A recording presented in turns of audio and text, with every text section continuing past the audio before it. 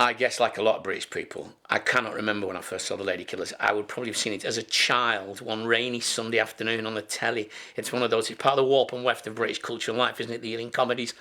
So I guess I've probably seen the Ladykillers or been in a room where the Ladykillers is on, let's put it that way, 12 times in my life. I can't remember the first time I saw it. It was just always part of my childhood. Growing up, we had 3 videos in my house, and one of them was the Ladykillers. I was taken to see the Ladykillers when I was 11, and I didn't really understand just how subtle it was, but I absolutely fell in love with it.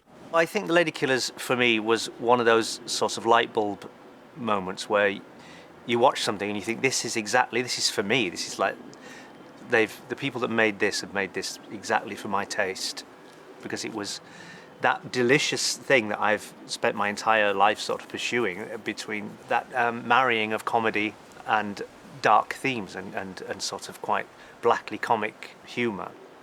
It shaped the sort of things I went on to enjoy.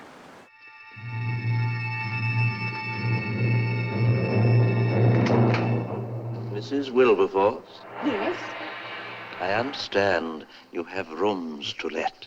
I knew of Ealing, I think, through Kind Hearts and Coronets, which I'm sure I saw before the Ladykillers. So I think I had an awareness that they were not all that they seem to be when you first watch an Ealing comedy.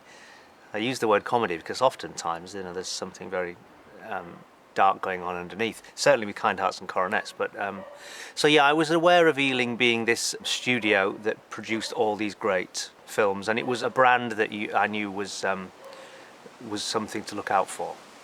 I would say that I'm familiar with Ealing comedies. Everyone's familiar with Ealing comedies. They probably just don't know. But I think if you speak to people who think, I don't know about films and don't know about movies at all, if you were to say, name me 5 funny films from the 1950s, they'd probably be Ealing comedies. You know what I mean? They set the tenor and template for a whole range of British comedies from the late 40s onwards till 55, and the Ladykillers kind of really ends that period. Even if you don't think you know about Ealing movies, you do.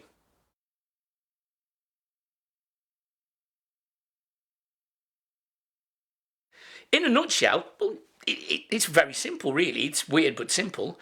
A gang of small-time criminals plan a heist for which they need the services of an old lady's house and disguise themselves as a string quintet. That goes wrong. The old lady finds out, and then it's decided that reluctantly and unsuccessfully they have to dispose of the old lady. I know what we must do. I know I carried the lolly for you. But even if they do make me sew mailbags, I would rather go to the police station and give myself up.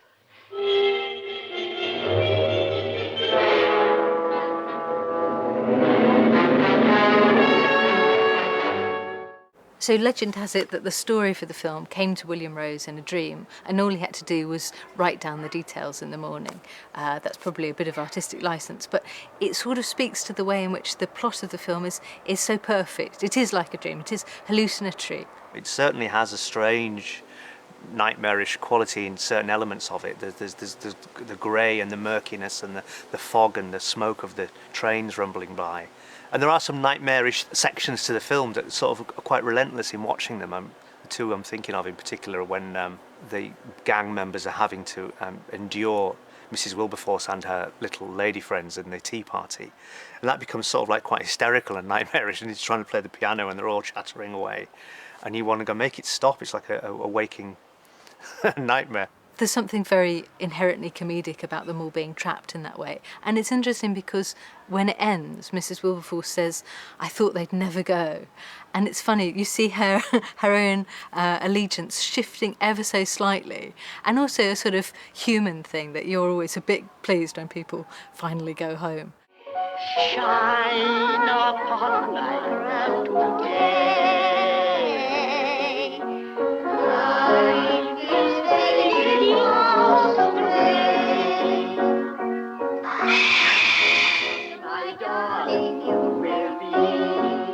And the other one is the extended and sort of awful, strange chaos that Mrs. Wilberforce causes with Frankie Howard in the street and the barrow boy and the whole element of that goes on and on. It's almost again like having a bucket on your head and someone banging it with a wooden spoon. And that element to me feels like a waking nightmare.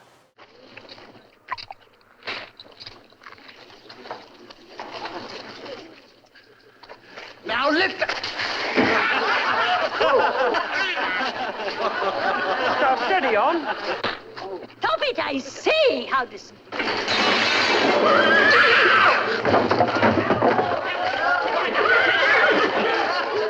It's not so much the plot as the whole ambience of the movie, its whole mood that doesn't seem to be quite real. It's a dream version of England in 1955. Rose and Alexandra McKendrick had worked together before but hadn't got along, so they weren't going to do so again. But then Alexandra McKendrick heard this story about this film that Rose had going on and wanted to be a part of it. So they agreed to work together again, fell out again, and then McKendrick had to piece together the rest of the script based on Rose's notes, which you sort of think would be awful. But in fact, when Rose finally saw the film, he thought that they'd improved upon his version. What's interesting about that is that it's such a perfectly formed thing already, such a transfer is possible, but also that the finished product there's no fat on it, there's no sentimentality, so there's no indulgence of a writer to allow through gags that don't quite work or something like that. It's so lean and nimble, and I think that's partly because of how it came to be. The screenwriter is entirely dependent on what the director does with his script, and you'd have to study it very carefully to know what was the screenwriter's input and what was the director's interpretation of that. I think it's also important to remember that both McKendrick and Rose are outsiders. McKendrick was American and Scottish, and Rose was an expat from America as well. And so something about that combination of two lopsided angles and perspectives on this very English story is really important there. And also about the tension of those two men working together, not really getting along. It sort of all speaks to something, thematic within the film, I think. Alexander McKendrick, because he was sort of an outsider to Britain, he'd have sort of a wryness to, maybe more a clarity to the way that he depicted some of the characters and their morals in the film. I mean, I think you could probably look at the gang members and think that they are a cross-section of British society at that time. And he makes no bones about making them all quite pathetic and failures in a way. And I think that's something that he, as an outsider, is able to look back and poke fun at in a way that perhaps we might not have, a British person might not have done in quite so acute a way. He used to say something, or he said something to me, that laughter without sympathy is intolerable. Laughter at yourself, at your own pain and your own faults is acceptable, and it's the best kind of joke. And in a curious way, that's what he gave us in The Ladykillers, was the best kind of joke. I'm not certain that you can make these terrific divisions, comedy, drama. I think you make movies. And if they're funny, and if they're serious, they're serious. But that outsider thing in him gave him a detached view, and that's very good in comedy, so that you don't have to be inside the subject, you just have a look at it. And I think he could make that work very well. One of Sandy's passions in life was actors. I mean, he loved actors working well. And my goodness me, in The Ladykillers, there isn't a bad performance in there.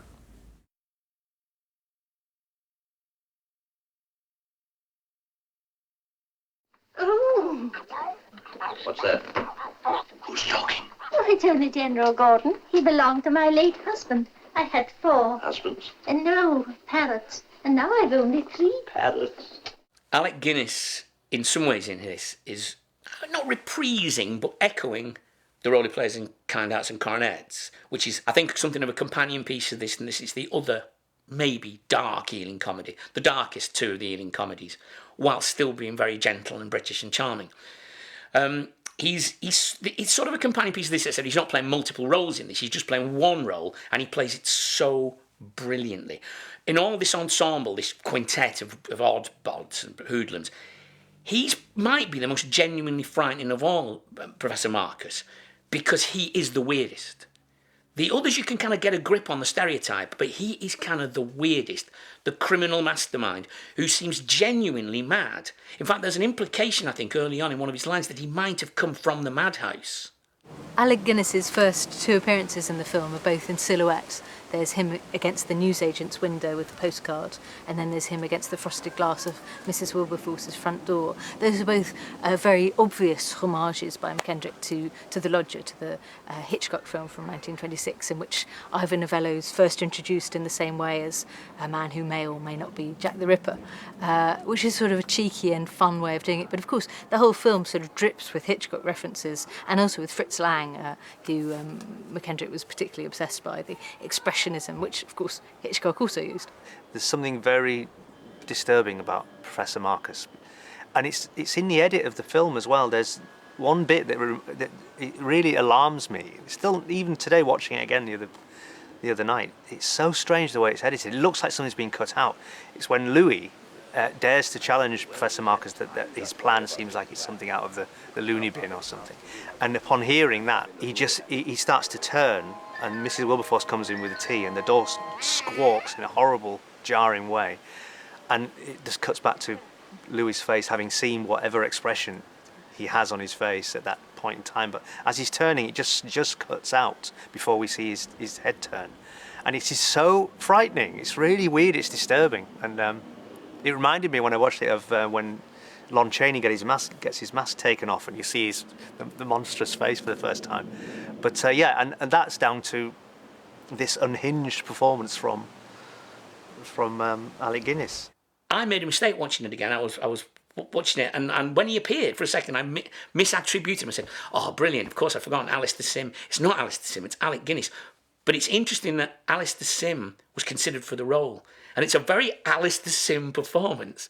I love Alec Guinness as Professor Moggs, but when he was offered it, he said to Sandy McKendrick, "But this is Alistair Sim." And Sandy McKendrick said, "Yes, I know, but he's not available." So he got those buck teeth and the long scarf. He said, "Fine, I'll do it." And a tribute to him and to Sandy that they didn't overuse the gag of the silly projecting teeth. Also, people have said that he might be riffing off Kenneth Tynan, the Observer theatre critic with whom Guinness had worked and had some sort of slightly fractious encounters. And that seems very persuasive to me, indeed. The teeth, the hair, the general slightly evil aspect. That it seems to me very convincing that it's a playful, or perhaps not so playful, dig at him. Apparently Kenneth Tynan said of Alec Guinness that he was a very nondescript actor. And and so nondescript, in fact, that he could probably be a murderer. But a brilliant, chilling performance. Big and mannered, and yet completely believable in the world that it inhabits in the Ladykillers. I think one of the other standout performances for me has to be Katie Johnson. It seems very strange to talk about a breakthrough star who was that elderly when she broke through. But I've never seen a performance really since then or before then that's quite like what she does here. It's so naturalistic, it's so charming and so sort of naive and so curious and interesting. The way that she reacts to other people's dialogue, the way she starts talking when they're still talking, there's something very strange and out of the ether about it. It is literally like she has just walked in off the street. It is very, very curious and sort of unsettling, and that works really well, of course, with the film, where they find that they can't kill her, they can't defeat this strange woman. It's the most charming and interesting performance. Mrs. Wilberforce fascinates me because she's clearly somebody you'd think was a complete prig and a complete pain in the backside, and yet she's wonderfully sympathetic. Not really because of her moral stance, but because of the absolute serenity of her certainty about how life works. On Wednesday in Children's Hour, they were doing a little play called Visitors from Other Worlds. Amelia had her wireless on. Well, it's obvious. She dropped off to sleep. The whole thing was just a dream. She is the certainty that created the empire and also the idiot that lost the empire. Sandy's told a very touching story at film school, because of course we watched The Ladykillers. And she was in her 80s when she made that film. And they were worried about getting insurance for her. And she said, Mr. McKendrick, I'll pay for my own insurance. And he said, of course you won't, Katie, of course you won't. And they got her insurance. And then it came out, and he said to I think the distributor or the producer, Michael Borkin, look, this is the only really starring role she's had. Now, could her name be above the title? And it said, Alec Guinness, Katie Johnson in The Ladykillers, and she died. And his eyes just filled with tears. One of the interesting things about the film is the way that your sympathies do shift a bit. So although they are sort of fundamentally with Mrs. Wilberforce, you do sort of sympathise with the criminals who not only can't sort of bump her off but can't bring themselves to. And of course Danny Green's performance as One Round absolutely invites that. He's by far the most sympathetic character in the whole thing, really. He's just lovely. And I think Danny Green plays that to perfection. He doesn't overdo the stupidity. And he's genuinely touching, I think. Of all of them, I think he's the one that you feel has got some beating heart inside him. He's so big in the house. He's like a monster. His voice is so deep, and you hope in a way that he might be the ones that survive at the end. But of course, no one is getting out of that little house alive. Not with Mrs. Wilberforce. What happened? I thought they'd done her in. I thought Harry done her. So? So all right. I made a mistake. Put him in the barrow. There's Harry, the Ted, played by Peter Sellers. He's a teddy boy, and apparently hired by McKendrick, the director, because McKendrick was a big fan of the Goons. And his performance is fantastic. He's both bumbling and nasty. One of the great sort of things about his performance I love is how instantly terrified he is of Mrs. Wilberforce. You see him when they all come in, and he's just so wary of her as being like this time bomb that possibly he says the wrong thing and it will go wrong for the rest of the gang. And he's got a real comedic. He knows what he's doing when he's sort of interacting with her, because he's got this very polite, good-natured thing going on, but you can see that he's very uncomfortable with having to interact with her. Oh, I'm so sorry. No, I it's do all right, Mrs. apologise. No. Oh, I assure you, he's never bitten anyone before. Hasn't he? I wonder how we're to get him down. Oh, I am so sorry, Mr. Robinson. I'll get a bandage. No, don't bother, Mrs. Wilberforce. It's all right. Swab the decks yourself, you filthy looking... Another of the standouts for me, really, is Herbert Lom, who hadn't done any comedy before and isn't really doing it here. And that's what makes his character so very disturbing and effective, I think, here. I never quite realised up until watching him again this just how handsome Herbert Lom is, who really, I think, if we'd been more acceptable to people with foreign backgrounds and foreign languages and foreign accents being leading men, would have nailed it as a leading man. I mean, he's incredibly good-looking in this, and in this it's kind of brooding good looks, because he's the cruelest of them all, except maybe Professor Marcus, who's a bit unknowable. He is the Mittel European, dark, brooding, vampiric almost, bad guy. He's probably, of all of them, the most grounded in a way. It's a completely believable noir gangster performance that I think he brings real menace to it, because he doesn't like the idea of using the slight loose end of Mrs. Wilberforce as part of the plan. He's never worked with Professor Marcus before, so he doesn't quite trust anybody, and yet really funny, and I think funny because he plays it so straight. Sweet little old lady like her. Just don't seem right for her to be working with us on a stick-up caper. Tell you I don't like old ladies. I don't like having them around. I can't stand them. And then you've got the Major, who is the hardest to understand of all the characters in it. Because if you're watching it with a view to what kind of gang are they, my thought is always, what's the Major good at? So I guess he's some kind of safe cracker, maybe, because you can see the others all have a skill they can bring to the party, but I'm not sure what the Major is. But he seems to be that kind of slippery ex-military man whose record is probably slightly doubtful. He's a bit of a con man, I guess.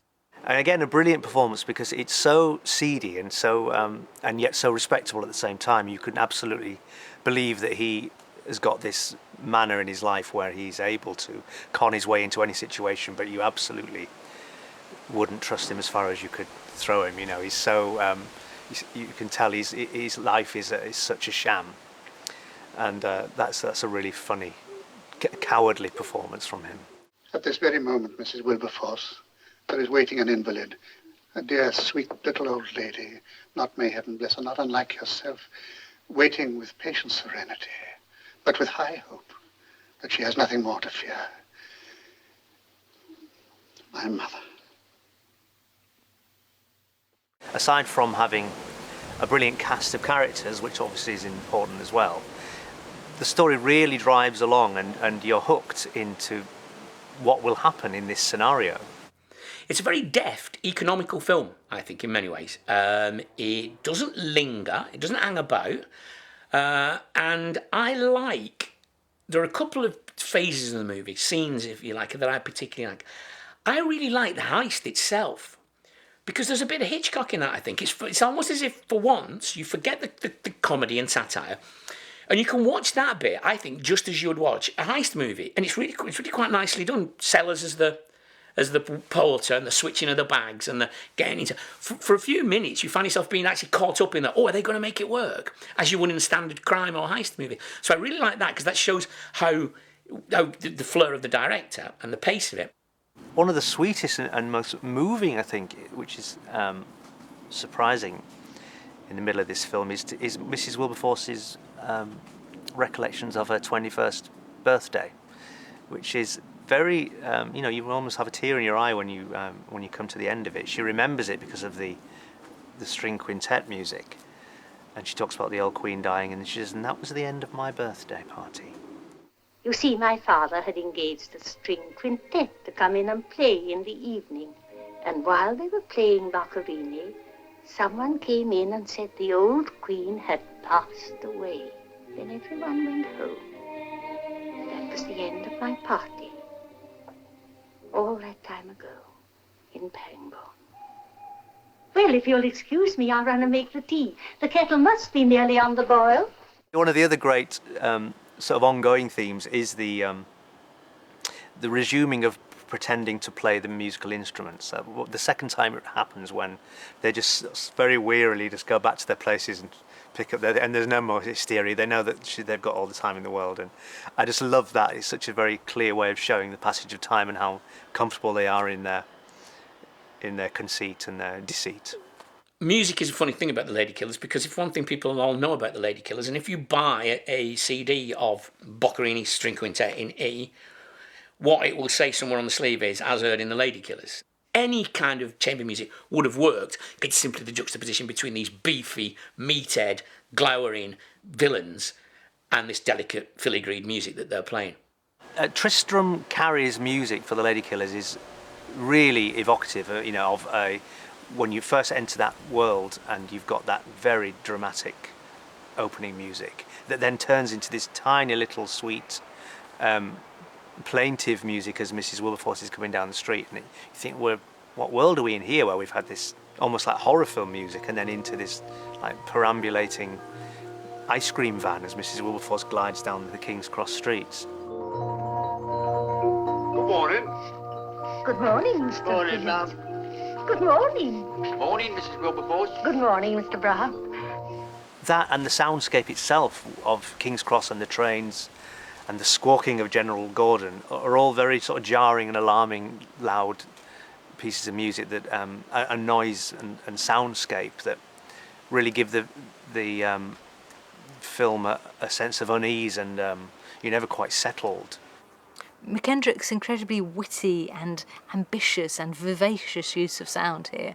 It both riffs off Fritz Lang, who he was a huge fan of, and also his work on The Man in the White Suit that he did with Stephen Dalby, who collaborates with here as well. They use a lot of sort of real life sounds and work them in, sort of hammers beating on pipes and parrots and train whistles and all this sort of thing. It really plays in and sort of beats out the whole film in real life sounds. It's incredibly inventive and witty and propulsive too.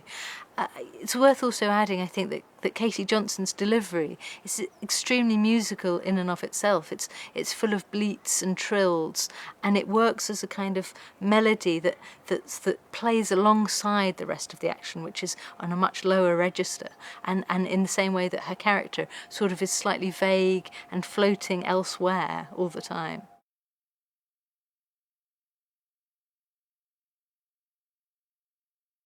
He was a very interesting man, Sandy. He really wanted to make drama, but he did have this gift for dark comedy. The British have always loved darkness as light entertainment. We are the only country, I think, in the world whose idea of Christmas Eve entertainment is a ghost story. I've often thought about it. It's often said this. We think of nothing more comforting than a ghost story. So, and I'm a sucker for it myself. My idea of perfect Christmas Eve in would be fire, glass of whiskey, M.R. James, or a horror film. And I know loads and loads of my friends and people feel the same way. We're one of the few countries in the world that are comforted by the thought of darkness and ghouls. So that's always gone through our tradition. Dickens. We love Dickens. We find him comforting. And it's full of horror and grotesquery and black-hearted villains. So no, it doesn't surprise me that we take to this so well at all. It does what all those things have done. It presents us darkness in a way that we can handle. And The Ladykillers is a very, very dark story, black story. But that's how his eye worked. He had that outsider's look at it and just flipped it. He was very, very good. Oftentimes with Ealing, it smuggles in its darkness in a package where you think it starts out quite sweet and amiable, and then actually there is a darker undercurrent that emerges, very much like Mrs. Wilberforce herself, who seems to be quite a benign, sweet little old lady. She's actually quite destructive in what she goes about doing. I mean, quite by accident or design, you're never quite sure, but I think the whole thing is encapsulated, really, the tone of the film, in that very early scene when Mrs. Wilberforce goes to the police station, and on the way she stops to look at a little baby in a pram, and the baby erupts into this terrible scream and starts screaming and crying, and then she walks away. And in that moment, that is what Mrs. Wilberforce does to the rest of the world, you know. And throughout the film, she sort of destroys everything in her wake, and everyone is sort of like alarmed by her.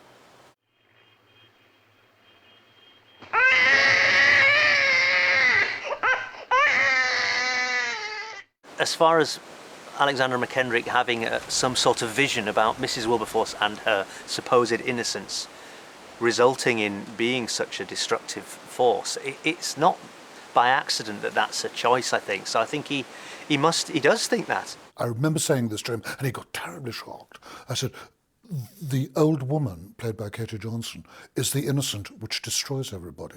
And that is a theme that runs through all his films. It's the innocent which destroys. And he said, yes, somebody else said that. But it's really true. What happens in the Ladykillers is that the criminals, who are essentially the modern ones, are feeble and grasping dimwits, and even the clever ones are sort of undone by their own avarice.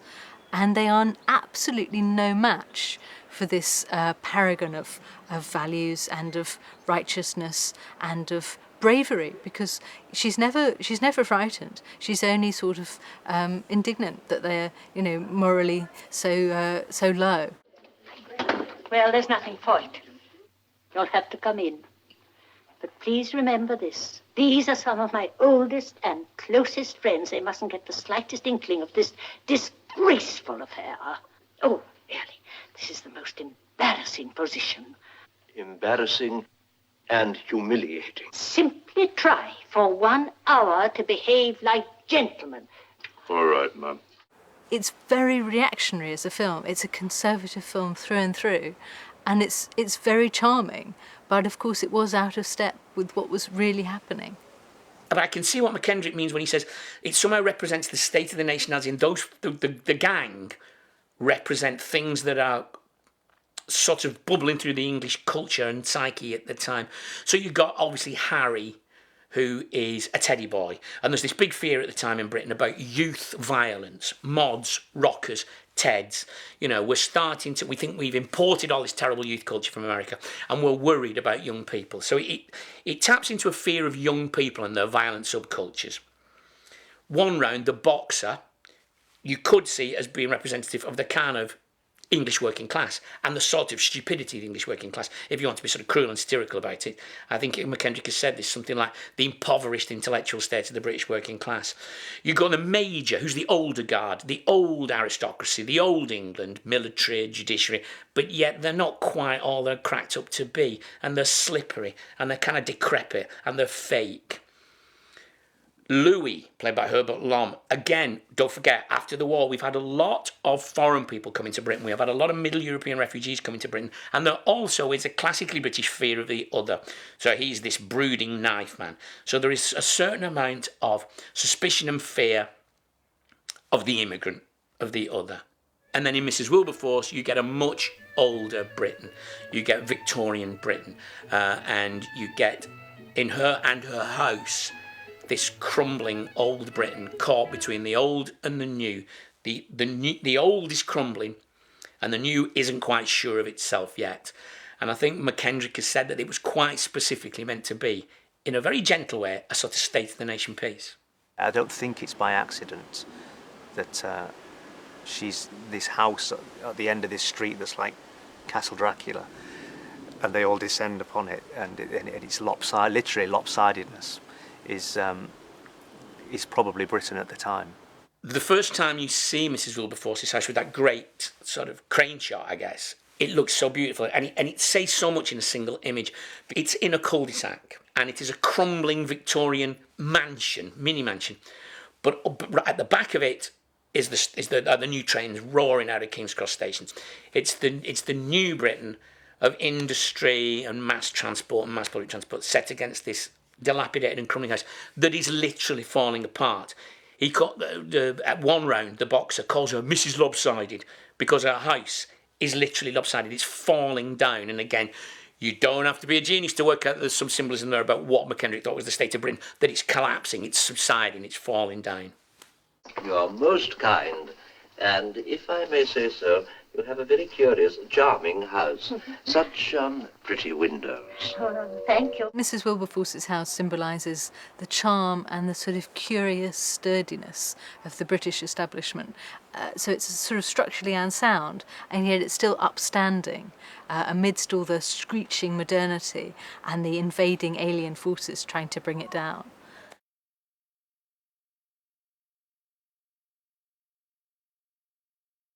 The Ladykillers was only the second comedy that Ealing had made in colour, and it's got this incredible mix of Technicolor and noir pushed together, which could be glaring and jarring in a way that would be impossible to watch, but actually it's just wildly striking and exciting all the time. So you've got these sort of expressionist shadows but falling on bright reds and yellows and greens and all this sort of thing.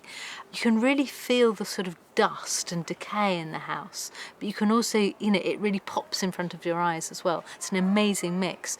The composition of the film is just brilliant. Every single shot is lit to perfection by this Otto Heller, who worked with McKendrick a lot. It is interesting that he chose to use Technicolor, because it's not a lurid film, but it has got a creepiness that comes out nicely, I think. The parrots, the greens and blues of the parrots, the old faded brocade of the house, the blue smoke. So I think the use of Technicolor is to give it a slightly unreal, painterly quality. The irony is that Technicolor is more unreal than black and white. Even though our world isn't glimpsed in black and white, our world isn't glimpsed in Technicolor either. So it's a heightened sense of reality, or a sense of unreality, I think, that again adds to this feeling that you're slightly in a dream. If you think about it, you think of these sort of William Morris greys, and the greyness of King's Cross, and the greyness of Professor Marcus and his grey jacquardi and his scarf. But then you get into the heist section of the film, and it becomes very colourful. You've got the red of the phone box, and you really sort of get into a world that's vibrant and alive. Sandy used colour very well, but above all, he used design and shape. There are marvellous jump cuts in The Ladykillers, and to things that you can't quite understand what you're looking at, and then as the camera pulls out, you're, oh, that's the bridge with the train. They're brilliantly composed shots. The film is full of them. POVs from behind Professor Marcus's shoulder that you don't expect. You can clearly see the influence on people like Wes Anderson of a lot of the shots. There's an amazing sequence where Mrs. Wilberforce is sitting by herself in the back of the cab on the way to the station to pick up the money. And it gives her a lot of space. She's dead centre in it. It's just the most beautiful pink shot. And you can clearly see it in something like Grand Budapest Hotel. And then you contrast that very straight on, very composed, very mild, very centrist view with the companion shot of the criminals at that time, who were all rammed fighting into a phone box, all higgledy-piggledy, no idea what they're doing, no direction, no nothing, just a horrible morass of limbs. It speaks to what they're trying to say about the best way forward.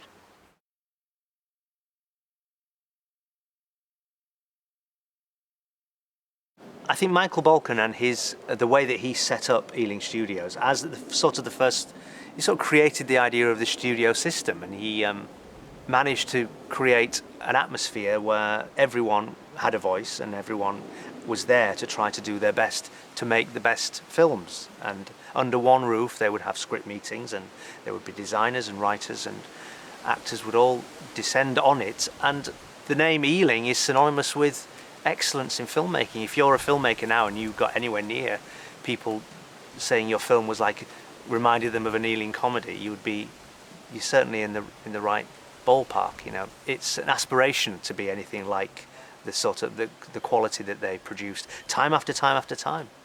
The legacy that Balkan left British cinema is immense and immeasurable and hard to quantify in a way that means that today Ealing's films are slightly mischaracterised as twee or as bawdy, and the sort of new iterations of those films are nowhere near capturing the charm and the sort of magic and also the wit and the intellect of his original films, and also the sort of strange mercurial genius of them.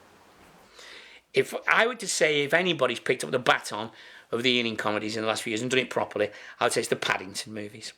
And I mean, absolutely.